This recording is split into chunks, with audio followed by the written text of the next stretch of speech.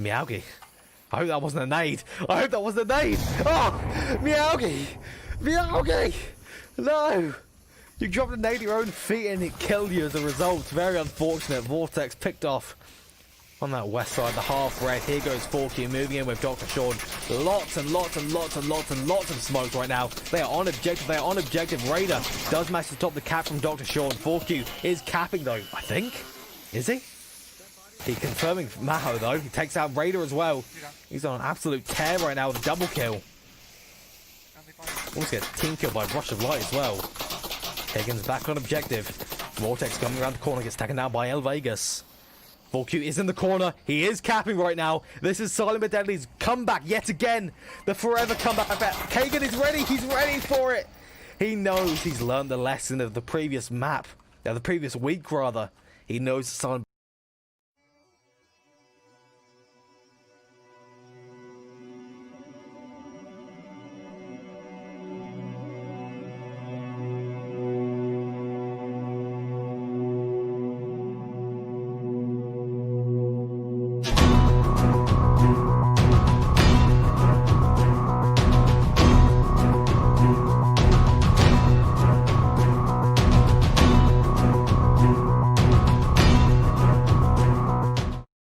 It's your man, Poon Anders, your Texas caster and drunk hype master. And your caster extraordinaire with the copper-toned hair. It's always fun to hear those new tag phrases you're coming up with. Speaking of fun things, we're getting into VR Master League's 13th week now. We're getting real close to those finals. We're going to start off with the Hand of Death versus Ember.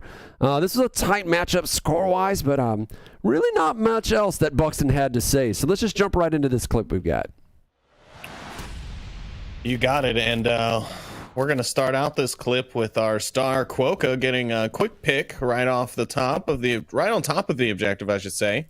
And after he kills him, he's going to go ahead and do a quick sweep of the area, check things out, and eventually he's going to settle in for a nice cozy cap as the caster screams in disbelief at the lack of defensive rotation. And a great play here to win the map for Ember 5-3. Yeah, that's right. And they take the bizarre day, as you saw there, 5-3. Overall, the series goes 11-9 to Ember. Ember just setting it on fire. Moving on to Spaces Aces versus Reavers. This is a close match overall, but the score does not do it justice. Nearly every round came down to a 1v1 or 1v2, with the exception of Cargo, where Reavers got blasted. Yeah, Tanker turns into a real nightmare story for Haunted Folly in this user-submitted clip. Haunted will be defending the cargo hold objective against an all-out assault on the uplink. After a little aggression, he's going to find 3 through the smoke. He'll go back again to check through the smoke. And a little bit of time here. There's the double taps. And then he's going to find a 4 down on North hiding in the corner. They got 1 left. And a great 4 kill from Haunted Folly. And thank you for sending that one in. Yes, overall, Spaces Aces take the series 11-6, but was an incredible match to watch, according to everyone else who watched it. I did not catch that one, but Buxton said it was a riot. Speaking of riot, Rome versus Stone Cold Killers. Didn't see that one coming. It was a very tight match here, as expected, both around mid-tier, both teams, and lots of aggressive Marsoc pushes, according to at least how the captains felt about it.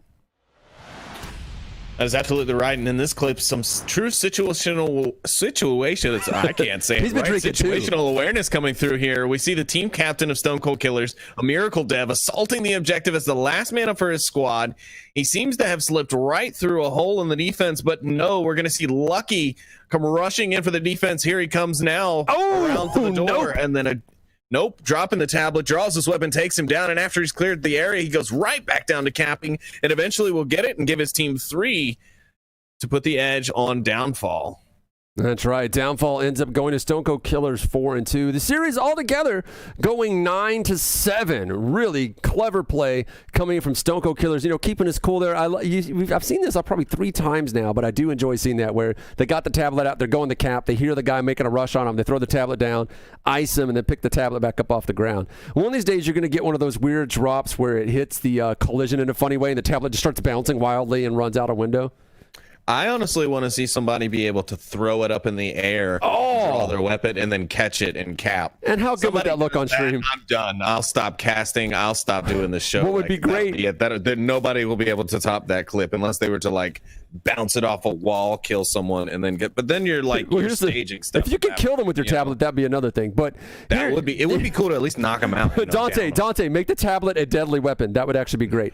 Or at the very least, that the guy coming around the corner could shoot your tablet, rendering it useless and not actually you.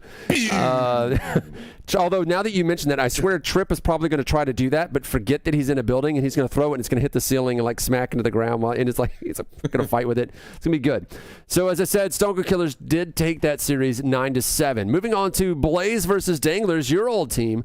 These are two teams cut from exactly the same cloth, going up against each other, and it's always fun to watch these guys go. Blaze started off pretty strong with the first map, but Danglers warmed up and eventually they were not willing to give up the Speed King crown just yet. That's right, and Dangler's going to show how speed and fluidity can really turn things in your favor if done correctly. Here we'll get to see an entire round unfold within the length of this one clip. Danglers get the far east spawn on the center burning objective, and instead of trying to push north or south, right up the middle, fast and fluid. We see Birds of Blaze try and play some aggressive defense, but he'll be quickly overcome by the full force of the Danglers lineup. Next, it's like Snoop Dogg and Cypress Hill live from quarantine as the smokes come out in spades. Then Stumpy Nab will get a clutch grenade onto the objective, allowing Rybo the window he needs to get the cap. And when he does it, giving Danglers the lead on the map. And our next clip comes from Cargo, and it starts out with Plenus getting taken down by Verds in his shield. Rybo hears this and rushes to the doorway, and I don't know if Verds was reloading or what, but Rybo backs out and wraps around, saving his life. After a few bit of seconds here, checking a few angles, Rybo spots an attacker rushing to a flank route and falls back to chuck a grenade. Verds hears the pin and rushes out to spam firing the F out of his pistol, where he will eventually kill Rybo. We will get a little break in the action here as things cool off, but shortly after, Stumpy Nub learns a short lesson about silence is not always a good thing on a map. We're going to see Verds huck a grenade out the door and not only down Stumpy Nub, but finishes him off with his own C4 and a chain reaction explosion. Such an awesome coincidental C4 from the offense here. Oh, man, it's absolutely amazing to watch these two teams go. Anytime I see Danglers and Blaze come up on the schedule, I have to tune in. Every map going 4-3. Ultimately, the series going 11-10 for Danglers. Absolutely just baller. Anything else you had to say about that match? Just that it was a great match. I mean, I casted that match, I believe, with Nightfire, and just the kind of match that you want to cast at this part of the season, right? Super, super hype. And they delivered. I mean, it's such a great match. And GG's to both teams. Blaze, of course, much love for them. Oh, man. They are on the way up, man. I love watching them. They are. Yeah. So next up, we have Globochem versus G-Men, a match that Buxton referred to as a bit of a sleeper for the highlights, but it was well fought at least. Globo did their usual thing, but G-Men did almost turn the score. Tides on quarantine with 4-3. So ultimately, the series went, I think, 12-7. And it was going 4-2, 4-2, but on quarantine day, they just almost got there. Yeah, what else? I was just gonna say, that one I actually casted as well, and it was a little heartbreaking to watch. Why was it heartbreaking? Well, just because you saw G-Men kind of clawing back, they were really going for it, and you really thought a comeback, and you thought they had the map, and then it just kind of didn't go their way, and Globochem takes the third map as well. So, I mean, not a bad game from G-Men at all. I mean, a 7-point score on Globochem is decent, and almost taking that one map is also very good. So, definitely not saying they didn't play well, but it was just kind of heartbreaking to watch as they clawed back and almost took that third map and at least got the one map in the series and then just lost it, unfortunately. Well, it breaks your heart, but G-Men, they've been on the rise. They've been a top tier team for a long time. So one day they'll be able to unseat the king, or at least one of the kings. I feel like it kind of bounces a little bit back and forth between Globochem and Beginners. Beginners, I still has that Button Cup win, and they still have that OC5 win that they're able to hold over their Globochem's head until the end of time, or at least until the end of this next VRL season. So next up, we've got Dead Logic versus Vikings. So definitely a close series with all the caps that came out. Without them, Oh, wow. Sorry about that. Our director is having trouble with us, but hopefully it will come back in a second. But let's keep going. Let's see, what is that? It's definitely a close series with all the caps that came out. Without them, I have a feeling Dead Logic would have been able to get a map or maybe two off of Vikings. DL has changed so much this season. Yeah, they've been really impressive. It's all right. Let's drop right into it.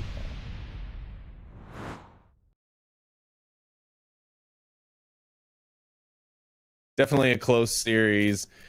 And Dead Logic are going to be able to kind of stroll up to the objective here and take this round from Vikings. Key just going to start it off with a nice pick on the porch, and then his teammates will just slowly kind of pick away at the nearby defenders, eventually allowing him to get right up in there and grab a cap. And, I mean, just overall, a really great play.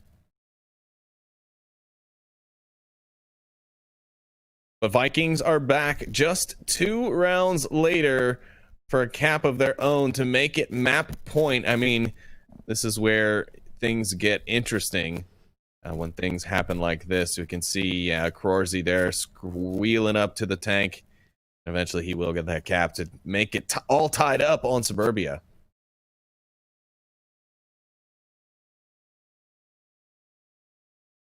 Mantis will get a quick pick here at the start of this next clip, and he's immediately bolting to the objective for the cap as well. His teammates are going to begin pummeling the building with suppressive fire to keep away the defenders. That the cap takes happen in the series is taken for Vikings here, sealed and wrapped.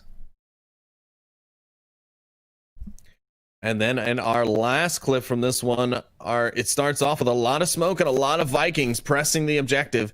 Gattica's going to find one who is out in the open, but he won't see the two that slip behind the building. A 2-man team managed to get right up on top of the objective and grab the cap. Gattica almost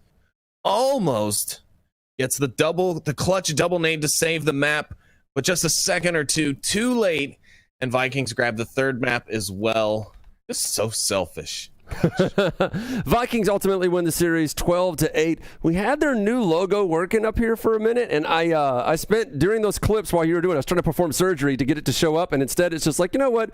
We're going back to the old logo. It's the only thing that's going to work. I love how that timed itself perfectly. That was not on purpose. I was just trying to make it go, and it was just refusing to work. So, as I said, Vikings we'll take the new one in there. One of these days, man. Technology, how does it work? Like magnets, right? So Vikings win the series 12-8. Moving on to Legionnaires versus Silent but Deadly. This is an incredible series that went back and forth, neck and neck the whole way, with the exception of Cargo, which was rather one-sided. Yes, it was. And in a heartbreaking clip here on Quarantine, we're going to see Kagan managing to get his way up to the objective. And if it not, with all the time in the world, mind you, I mean, no defensive rotation at all there. And if not for his touch controller running out of batteries at a critical moment, he would have just gotten that cap. But no, he's going to run out of time instead. Oh, my God. That hurts. The pain. Yeah, that was a tough one. But a quick pick. And then a aptly tossed blind grenade from 4Q is going to land amazingly right next to Vegas and for the insta-kill and turn a 1v3 situation into a 1v1 for hashtag Nate of the Week. Now we're on to Mr. Miyaugi's little debacle, and his hand slips on a grenade, and it just ends badly. And honestly, I don't think I've ever heard Buxton so devastated to watch a self-grenade. Then we'll see Silent but Deadly move for the cap very aggressively and are just going to be barely denied the cap for the first attempt. But that's okay. It's all right. It's not going to stop 4Q. He's going to actually manage to pick up Maho. You'll have to send me the correct pronunciation of that some other time. And also Raider.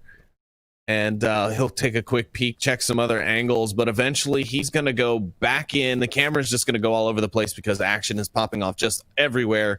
But eventually they will find Kagan 4Q going for the cap. Kagan will come in, just barely be able to clutch and save the team from the cap, and just a great play there from both sides. Yeah, ultimately, Legionnaires were able to take the series 9-7, and you dropped one of my favorite word nerd jokes there. Just kind of snuck it in there, and it was hit me up with the correct pronunciation of that one. It's so good. I love that. Legionnaires, as I said, win the series 9-7. Moving on to Riot versus Stone Cold Killers. That's right, Stone Cold Killers' fancy logo actually working. It's a pretty strong match for Stone Cold Killers here, despite playing Riot 4v5 from the second man onwards. They managed to stay strong on and hold on to that point. The captain of SCK said they would rather win or lose together than with the reservist. It's just heartbreaking. Yeah, I casted this one too, and it was pretty interesting when he texted me that. But anyways, Seth Bowden here from Riot, he's going to get an awesome shot at a cap on the tough to attack Northern Street objective near the white car. He's got time on the objective, but a member of Stone Cold Killers, I believe this is a Miracle Dev, comes in and is able to swoop in and stop the cap from what could have been the quote-unquote fast squatting bug, as Buxton calls it, where player model will pop up like you were seeing there in the clip, and then I believe, yes, Stone Cold Killers do go on to take that map. That's just good exercise. Round 1 of Map 2 and Stone Cold Killers are going to show why they are not to be messed with. We see Potato Bot and Seth Bowden. They're going to get into a quick firefight, but Seth Bowden is going to break off a little bit too soon, and Potato Bot stays alive. Now, to Seth Bowden's credit, he does stop the secondary cap attempt from Game Reaper, but eventually he will rotate back out to go for Potato Bot and see him on the objective typing in the code. He will get the kill, but he is a split second too late, and Potato Bot gets the cap. Now, in our last clip, this one is just fantastic. I mean, let's just watch as Definitely crashes the objective building. He's going to go in and double tap one of the downed enemies. He's going to retreat a bit, wait for the rotation. The guy in 0Fs is going to run in with his knife out. He'll pick him up as well. And then finally, yep, here we go. The last man going to try and rush in around behind him. Seth Bowden is going to crash in, and boom, there's the kill. Definitely able to secure map number 2, I believe that was. Yes, 4-0. Yeah, that's right. Stone Cold Killers ultimately win the series 12-4. Just brutal. Moving on to how this affects the standings. Let's take a look at the standings for the overall team right now. We're seeing Beginners still sitting out top with that one win they have over Global Kim during the Button Cup. Lemon Squad, as you said, refusing to take that challenge from Danglers, so they're holding on to that third spot as hard as they can. Boss Fight still holding on to their position. SMC Tactical somehow still holding on to 6 after all those losses that we saw. Blaze holding on to 7, with Animal House actually climbing up to 8. G-Men all the way down at 11, strangely enough. Any thoughts about the change-up leading into the finals coming up just around the corner? Yeah, well, right now, Blaze is sitting in the cutoff spot to be exempt from the wild cards. Anyone, 7th place and above at the end of next week, or I guess technically this week, will be secured into the round robin stage A and stage B in 2 weeks from now. Mm-hmm. And the finals have real consequences as it relates to the VR League matches, the big money matches.